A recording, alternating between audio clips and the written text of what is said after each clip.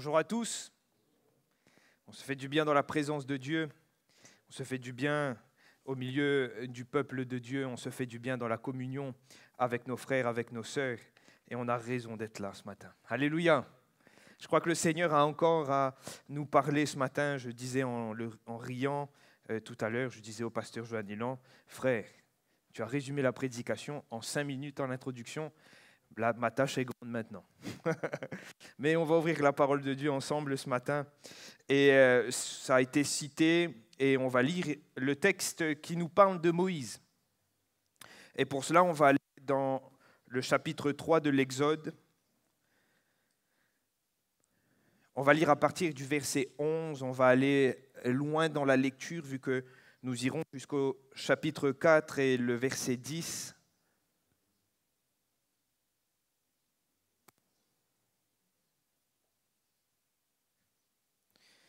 Exode chapitre 3, à partir du verset 11. Nous lisons « Moïse dit à Dieu, « Qui suis-je pour aller vers Pharaon et pour faire sortir d'Égypte les enfants d'Israël ?»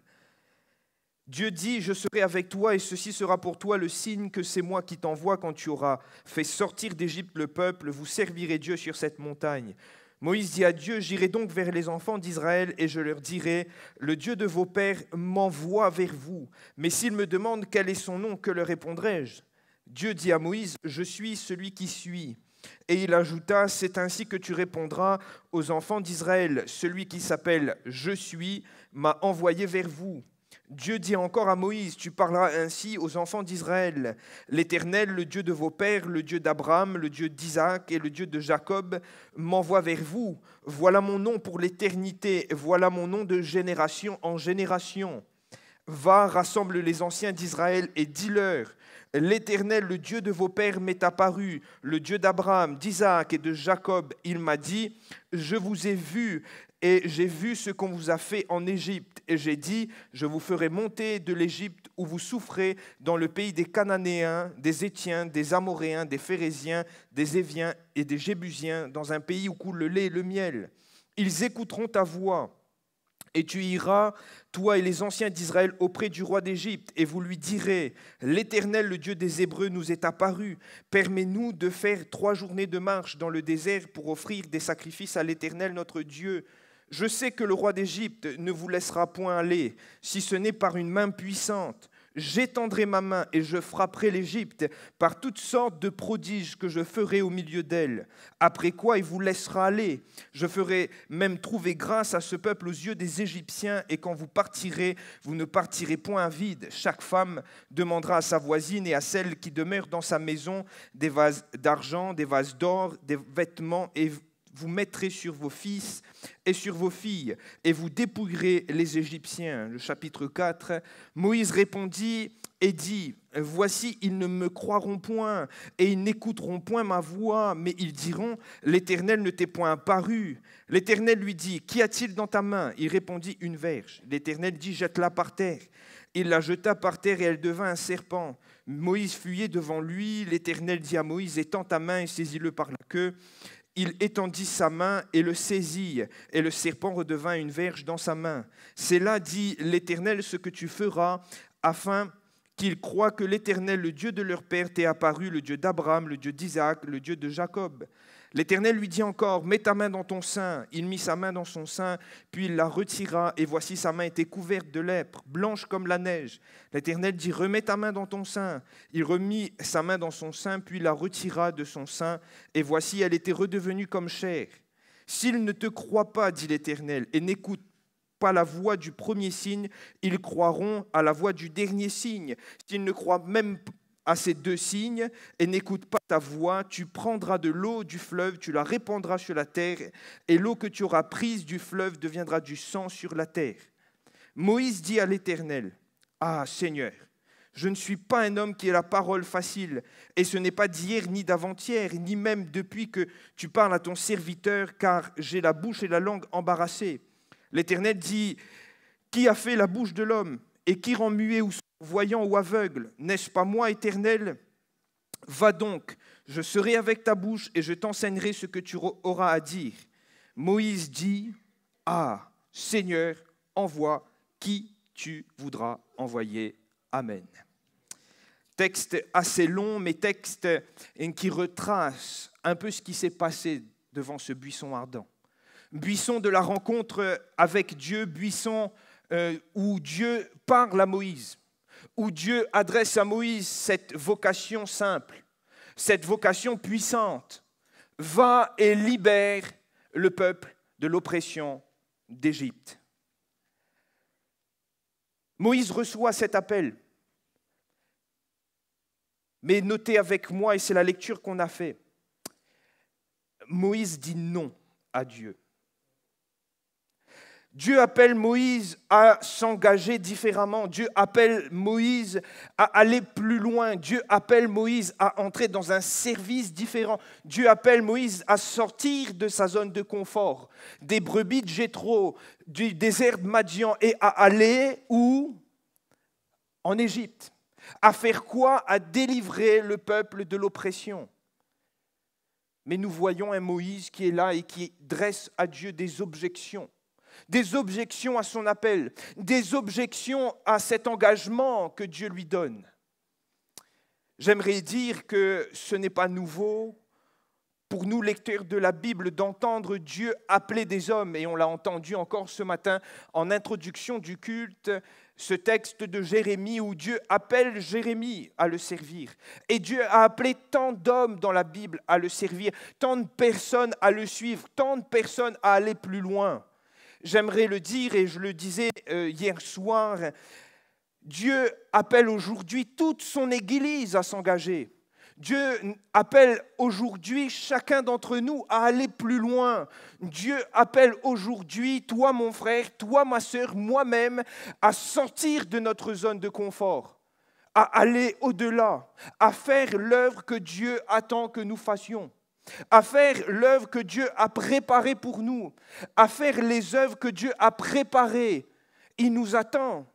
Il cherche des serviteurs afin de travailler, afin d'œuvrer pour lui, afin d'avancer dans son œuvre, afin que l'œuvre de Dieu avance. Dieu a choisi, depuis que l'humanité existe, d'utiliser l'homme dans son plan.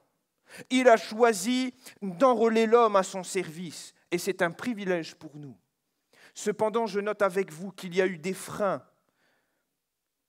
visibles pour Moïse, des freins à son engagement avec Dieu, des freins qui lui a empêché, quand il a entendu l'appel, de répondre à Dieu tout de suite, « Me voici ».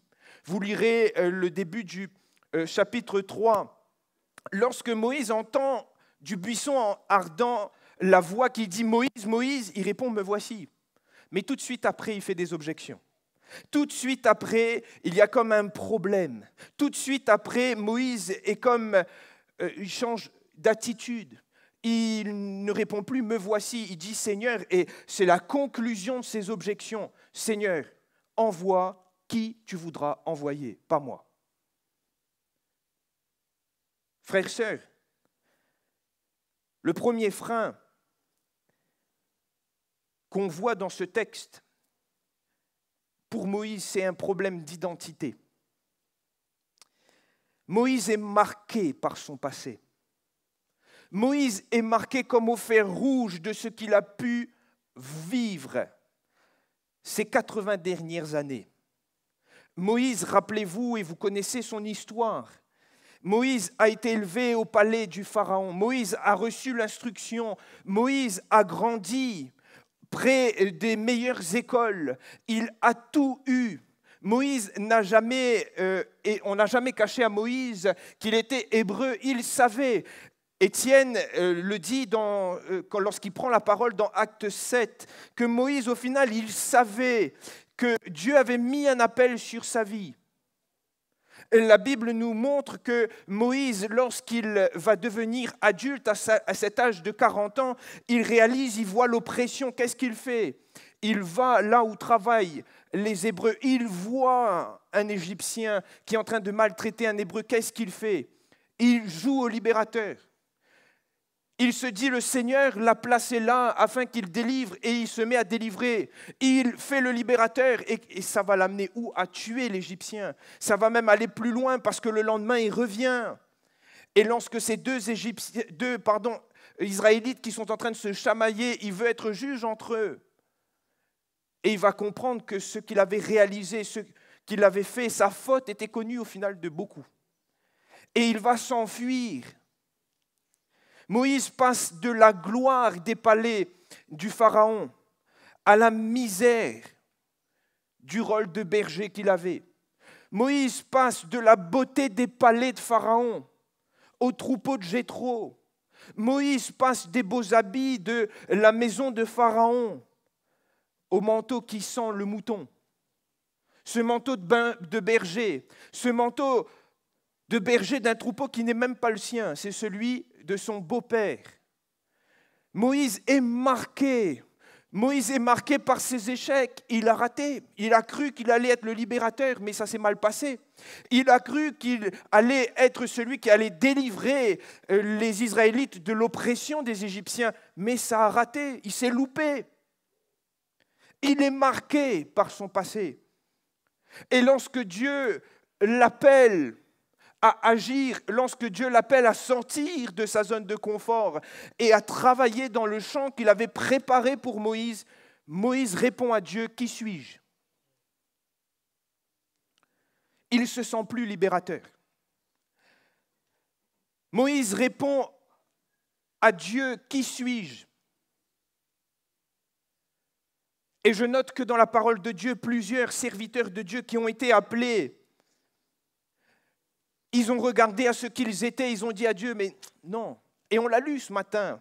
Jérémie, qu'est-ce qu'il a dit? Je suis trop jeune. Gédéon, il a dit, je suis trop petit.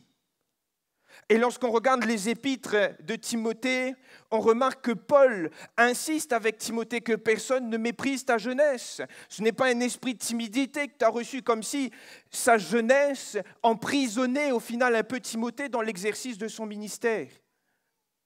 L'identité est au final ce qu'il est, ce qu'il a vécu, son passé, ses expériences sont pour Moïse un frein devant l'appel de Dieu, un frein devant l'engagement que Dieu l'appelle à avoir. Et j'aimerais m'arrêter sur la réponse de Dieu à ce qui suis-je. J'aimerais m'arrêter avec vous à ce que Dieu va dire à Moïse. Remarquez, Dieu ne dit pas « tu es Moïse, fils d'Amran ». Non, Dieu dit à Moïse, je serai avec toi et c'est moi qui t'envoie. Dieu amène Moïse à réaliser que l'identité, au final, ce qu'il est, ça compte peu. Ce qui compte, c'est que Dieu est avec lui. Ce qui compte, c'est celui qui envoie. Ce qui compte, au final, c'est Dieu. Frères, sœurs, le pasteur Johan Ilan le disait en introduction.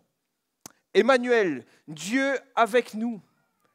Et Jésus a été envoyé au milieu de nous. Jésus a été envoyé pour nous.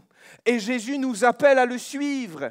Qu'importe ce que nous sommes, qu'importe notre passé, peut-être quelqu'un ce matin est marqué par son passé, marqué par ses expériences. Et lorsque tu entends Dieu te dire d'aller plus loin, des fois simplement de passer de l'autre bord, des fois simplement de s'engager un peu plus dans une vie de foi chrétienne, tu dis Seigneur, mais qui suis-je? Je ne suis pas à la hauteur. Et Dieu te dit, mais ce qui compte, ce n'est pas ce que tu es, c'est ce que je suis et je suis avec toi. Et c'est moi qui t'envoie. Frères, sœurs, je l'ai dit quand on parlait de la grande mission que Dieu a laissée à l'Église, cette mission que Jésus a dit, allez par tout le monde. Au final, cette mission prend sens parce que c'est Jésus qui envoie, parce que c'est Jésus qui agit et parce que c'est Jésus qui est avec nous. Alléluia. Si c'était simplement des hommes, on ne serait pas parti bien loin. Si c'était simplement des hommes qui seraient partis, le mandat aurait finalement pas été intéressant, n'aurait pas été efficace. Mais le mandat que nous avons reçu de Dieu prend sens et a une valeur parce qu'il est donné par Dieu. Dieu rappelle à Moïse, je suis avec toi. Et il va le répéter plusieurs fois à Moïse, parce qu'il comprend que Moïse est quand même brisé. Il comprend que Moïse est quand même secoué de tout ce qu'il a vécu. Ces 40 années qui viennent de se passer où il a été à Madian, Moïse a été dépouillé de ce qu'il est. Dieu le sait. Mais Dieu n'a pas appelé Moïse le prince d'Égypte. Dieu appelle Moïse le berger de Madian. Dieu avait choisi d'appeler Moïse à ce moment précis, parce qu'il savait que Moïse allait là maintenant réaliser qu'il allait agir avec les capacités de Dieu. Dieu sait ce qu'il fait, frères et sœurs. Dieu sait qui il appelle. Dieu veut nous enrôler. Dieu veut nous impliquer dans son œuvre. Dieu veut que nous allions plus loin avec lui. Je ne sais pas où tu es, mais la parole de Dieu t'invite ce matin, m'invite ce matin, moi-même, à sortir de ma zone de confort, à aller là où je n'ai pas mis les pieds pour l'instant, à aller là où le Seigneur attend que j'aille et que je n'ai pas encore mis les pieds. Et cela peut se faire parce que Jésus est avec moi. Alléluia. C'est lui qui m'envoie. Et c'est celui qui t'envoie et celui qui a dit « Je serai avec vous jusqu'à la fin du monde ». Alléluia. Le second frein que je remarque et que j'ai noté, j'ai condensé 2 objections de Moïse.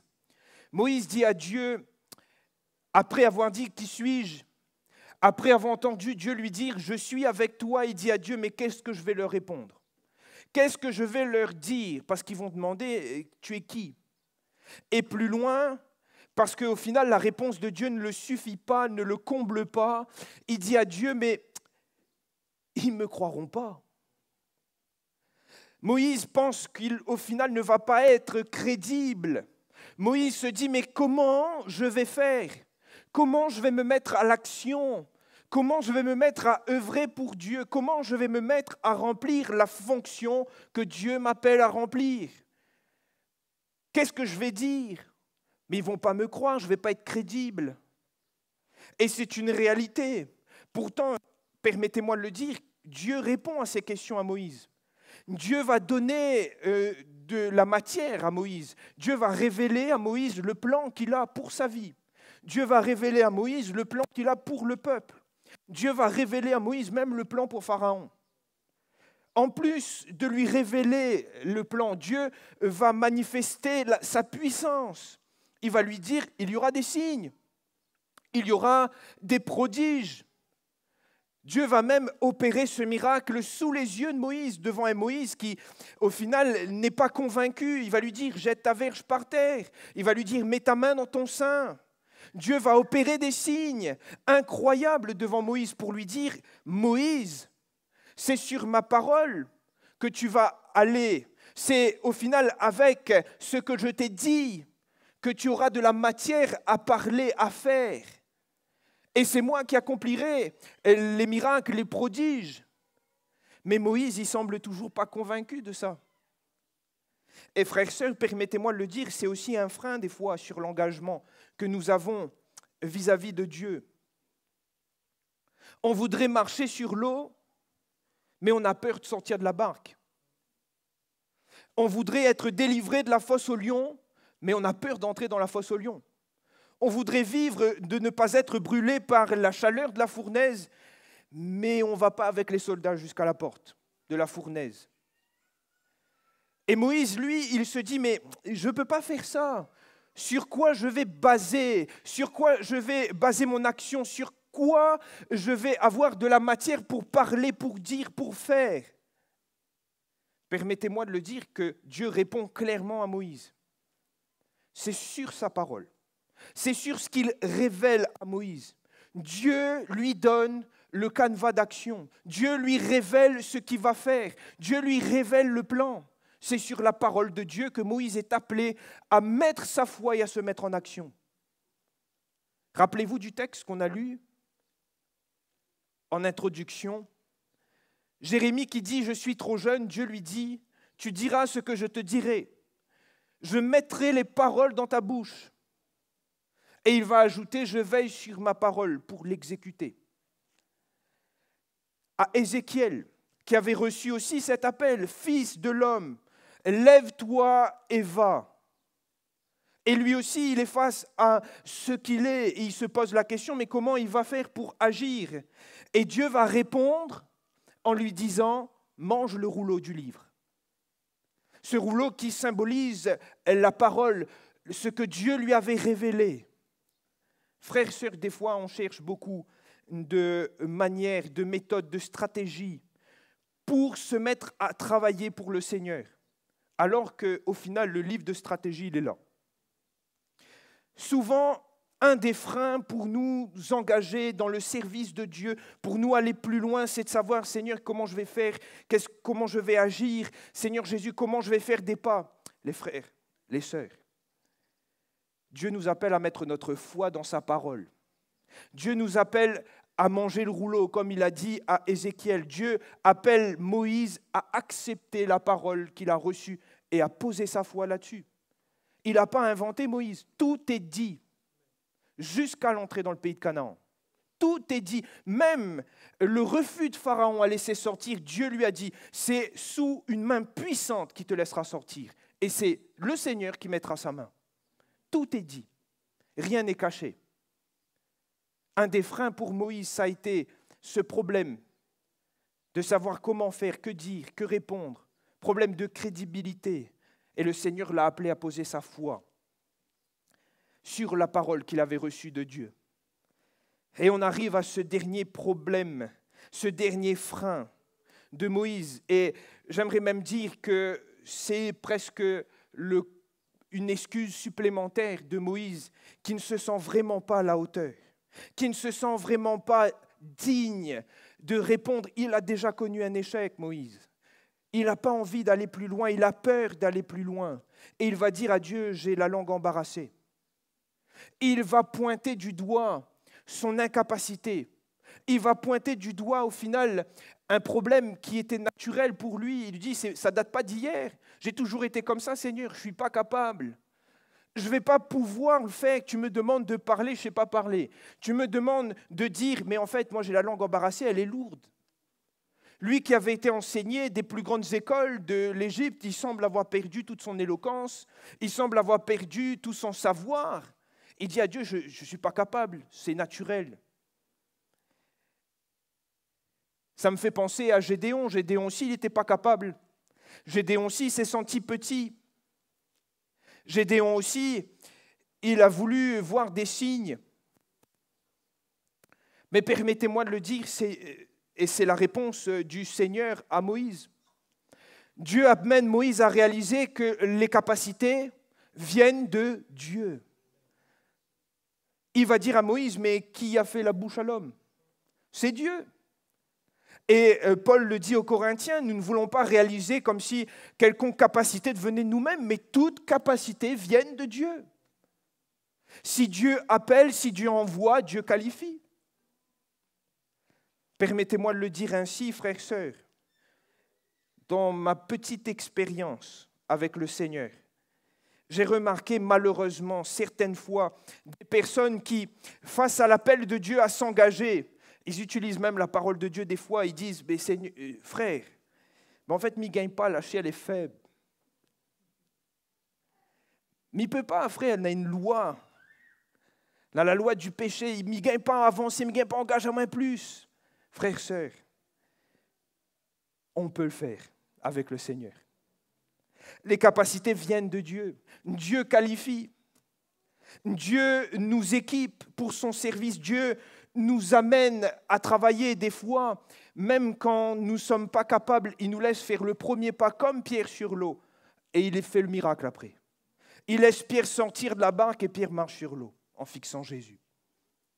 Et j'ai cité Gédéon. Gédéon, il ne se sentait pas capable. Hein. Quand Dieu lui a dit, il va y aller, il va prendre plusieurs soldats, il va se dire, allez, on va combattre l'ennemi. Il va amener des milliers de soldats et de ces milliers de soldats, Dieu va faire exprès d'en garder que 300 pour aller vaincre cette armée qui était innombrable, qui était immense. Dieu amène Gédéon avec 300 bonhommes, humainement impossible. Mais pour que Gédéon comprenne que quand Dieu nous envoie, Dieu fait. C'est Dieu qui travaille. Ce n'est pas au final pour que nous puissions travailler avec nos propres forces, avec notre puissance, avec nos capacités, mais que nous puissions travailler sous l'Esprit de Dieu et que nous laissons Dieu faire. Frères, sœurs, Dieu nous appelle à aller plus loin. Plus loin, et cet appel est au final tellement vaste, tellement puissant et tellement profond pour chacun d'entre nous, quel que soit l'endroit où on s'est arrêté, quel que soit le niveau de maturité ou d'avancement que nous avons dans la vie chrétienne. Dieu veut que nous allions de progrès en progrès. Dieu veut que nous progressions. Dieu veut nous amener à la stature parfaite de Christ. Dieu veut que nous devenions des hommes faits matures. Dieu nous appelle à aller plus loin. Oui, on pourrait se réfugier dans ses freins, objecter avec Dieu ce matin, en disant « Seigneur, mais il y a le souci, tu sais ce que je suis, ce que j'ai vécu, je n'ai pas eu une vie facile, Seigneur, c'est compliqué. » Mais Dieu nous amène à aller plus loin que ça. On pourrait dire « Seigneur, mais comment je vais faire ? Je ne suis pas capable, Seigneur, je ne vais pas pouvoir faire. » Dieu dit « Si, tu peux le faire. » Il faut que tu mettes ta foi sur ma parole. Il faut que tu la serres dans ton cœur. Et on pourrait dire, Seigneur, non, vraiment, vraiment, envoie quelqu'un d'autre. Demande à quelqu'un d'autre d'aller plus loin. Moi, je ne peux vraiment pas. Et le Seigneur nous dit, si tu peux. Pas par ta force, mais c'est moi qui le ferai à ta place. C'est moi qui te qualifierai. C'est moi qui t'amènerai là où je veux t'amener. Il faut juste que nous puissions répondre, Seigneur, me voici. On l'a chanté. Nous voulons être l'église que tu veux. L'église que tu désires, l'église qui te plaît, Seigneur. Et moi, c'est vraiment le désir de mon cœur pour ma vie personnelle. Je dis, Seigneur, je voudrais être cet homme, ce serviteur qui te plaît. J'aimerais, Seigneur Jésus, être celui à qui ton cœur prend plaisir. Aller là où tu veux que j'aille. Mais il faut que j'exerce ma volonté à répondre, me voici. Balayant toutes ces objections, tous ces freins, et faisant confiance au Seigneur, qui envoie, qui qualifie et qui fait. Alléluia.